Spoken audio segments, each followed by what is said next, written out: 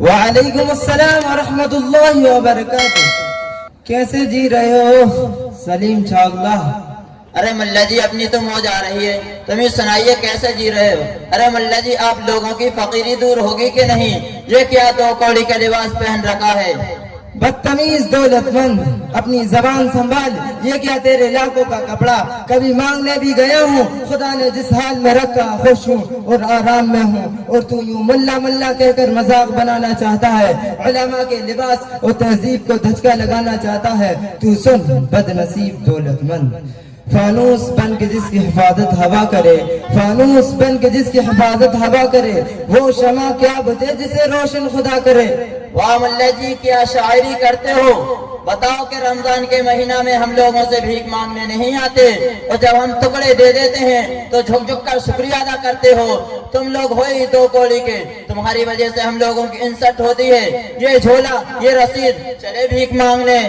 مجھے تو بہت افسوس ہو رہا ہے تمہاری جہلیت پر. پہلے تو میں سمجھ رہا تھا کہ تم تو بہت ہی مغرور ہو، مگر اب معلوم ہوا کہ تم ڈھیر جاہل بھی ہو. تم نے رمضان کی جو بات کہی تو اس کا جواب یہ ہے کہ ہم اپنے لیے نہیں بلکہ مہمان رسول کے لیے مانگنے جاتے ہیں، اور تم جو کچھ بھی دیتے ہو وہ تمہارے باپ کا نہیں، وہ تو اللہ کا حق ہے. اللہ سے دعا کرو گے یا اللہ ہماری دولت میں نکال پڑ جائے تاکہ ہم لوگ تمہارے گھر تھوکنے بھی نہ جائیں. تم نے کبھی دیکھا ہے غریبوں سے مانگتے ہوئے، یتیموں سے مانگتے ہوئے، بیواؤں سے مانگتے ہوئے؟ یہ ہرگز نہیں. ہم تو صرف اس سے وصول کرتے ہیں جو صاحب نصاب ہو. تم چندے پر ہنستے ہو، کاش کہ تمہیں 1400 سال پہلے کا واقعہ معلوم ہوتا کہ خود حضرت محمد صلی اللہ علیہ وسلم نے چندہ کیا تھا. اس واقعے میں حضرت ابو بکر صدیق رضی اللہ عنہ اور حضرت عمر رضی اللہ عنہ کا ایک دلچسپ واقعہ بھی پیش آیا تھا. اگر تمہیں یہ ساری باتیں نہیں معلوم تو جاؤ جا کر ڈوب مرو. ارے سب پتا ہے کہ رسول اللہ صلی اللہ علیہ وسلم بھی جھک جھک کر شکریہ ادا کرتے تھے. بڑے چلے تاریخ بتانے والے، ذرا آپ لوگ بھی ملا جی کو دیکھو، بڑے قابل بنتے ہیں. ارے بھائیو ان لوگوں نے تو پورے سماج اور سوسائٹی گندا کر رکھا ہے. اب سماج اور سوسائٹی ان لوگوں سے پناہ چاہتی ہے. کب یہ خالی ہوں بھاری آفت بنے ہوں گے یہ لوگ. تم نے جھک جھک کر شکریہ ادا کرنے والی جو بات کہی وہ تو کسی درجے میں سچ ہے کہ جاہل کسی منہ کے مولویوں نے تم مالداروں کا شکریہ ادا کر کے تمہارا دماغ خراب کر دیا ہوگا.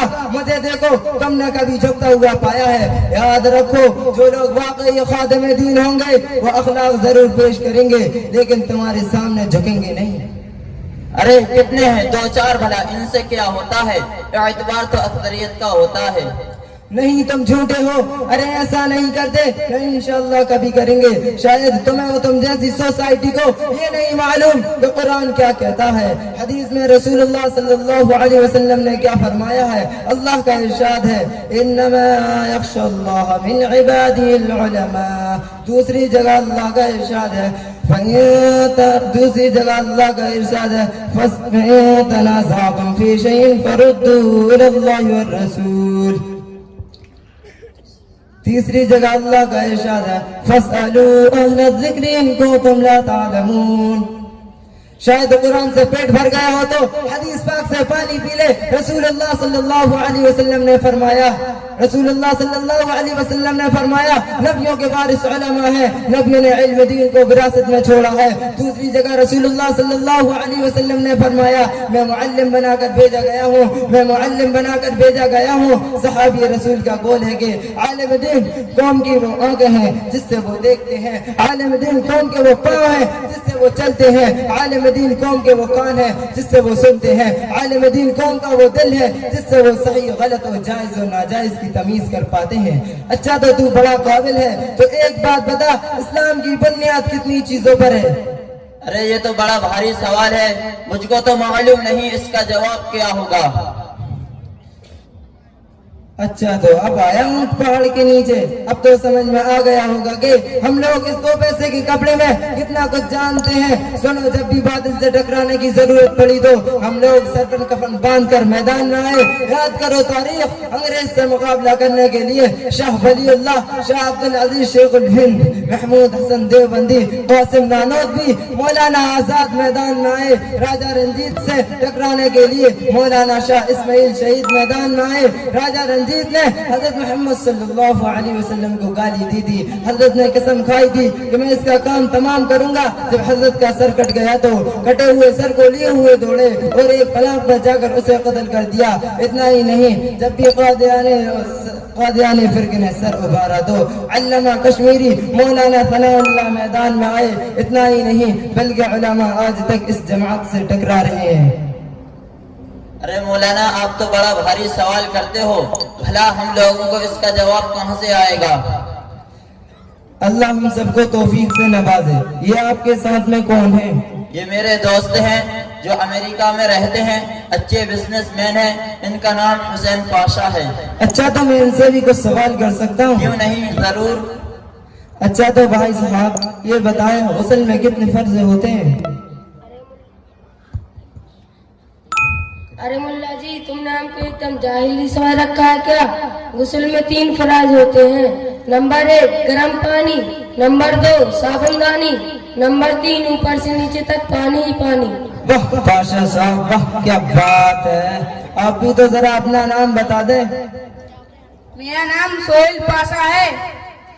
اچھا تو آپ بتائیں ایک مسلمان کے اوپر کتنی نمازیں فرض ہوتی ہیں؟ ارے مولانا صاحب, میں تو نماز بڑی پابندی کے ساتھ پڑھتا ہوں. اس سوال کا جواب تو میرے لیے کچھ بھی نہیں ہے. نمبر 1 جمعہ کی نماز, نمبر 2 عید کی نماز, نمبر 3 بقرہ عید کی نماز. واہ پاشا صاحب, واہ کیا بات ہے. کتنی افسوس کی بات ہے کہ تم لوگ اپنے آپ کو مسلمان کہتے ہو, علماء کو برا بھلا کہتے ہو اور انہیں حقیر سمجھتے ہو. آپ کو تو دین کی بنیادی باتیں بھی نہیں معلوم. یہ دیکھو میرے ساتھ مدرسے کے کچھ بچے ہیں, ان سے دین کے بارے میں جو چاہو وہ معلوم کر سکتے ہو. تمہیں ان بچوں سے معلوم ہوگا کہ ان کی کیا شان ہوتی ہے. بچوں, مجھے تو کچھ خاص آتا نہیں, تم ہی بتا دو تم نے اپنے استاد سے کیا سیکھا ہے. چاچا جان, آپ کو معلوم ہونا چاہیے اسلام کی بنیاد 5 چیزوں پر ہے. نمبر 1 کلمہ, نمبر 2 نماز, نمبر 3 زکوٰۃ, نمبر 4 روزہ, نمبر 5 حج. مجھے تو افسوس ہو رہا کہ دنیا میں ایسے بھی مسلمان ہیں کہ جنہیں غسل کے فرائض ہی نہیں معلوم. سنو میں بتاتا ہوں. غسل میں 3 فرض ہیں. نمبر 1 منہ بھر کے کلی کرنا, نمبر 2 ناک میں پانی ڈالنا, نمبر 3 پورے بدن پر اس طرح پانی بہانا کہ ایک بال برابر بھی جگہ سوکھی نہ رہے. اگر جگہ سوکھی رہ گئی تو غسل نہ ہوگا. اچھا بیٹا, تم بتاؤ کیا انسان مرنے کے بعد دوبارہ زندہ کیا جائے گا؟ جی انکل, انسان مرنے کے بعد دوبارہ زندہ کیے جائیں گے اور حساب کتاب بھی ہوگا. نیک لوگوں کو ان کی نیکی کے بدلے جنت ملے گی اور برے لوگوں کو ان کی برائی کے بدلے جہنم کی آگ میں گھسیٹ کر ڈال دیا جائے گا. تم نے دیکھا یہ بچے کتنے کمال کے ہیں. جب یہ بڑے ہوں گے تو دین و سماج کے لیے کتنے کارآمد ثابت ہوں گے.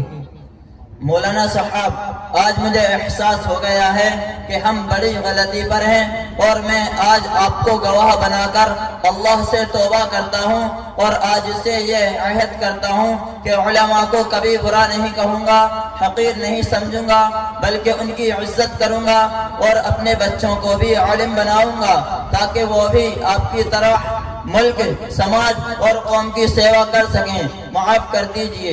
یاد رکھو, اگر آج یہ علماء, یہ مدارس, یہ مکاتب, یہ دینی تحریکیں نہ ہوتے, علماء رسید لے کر دادر نہ بھٹکتے, تم اور تمہارے بچے اسلام ہی سے پھر گئے ہوتے. تم اور تمہارے بچوں کو یہ بھی نہ معلوم ہوتا کہ مسلمان کسے کہتے ہیں, اسلام کیا ہوتا ہے.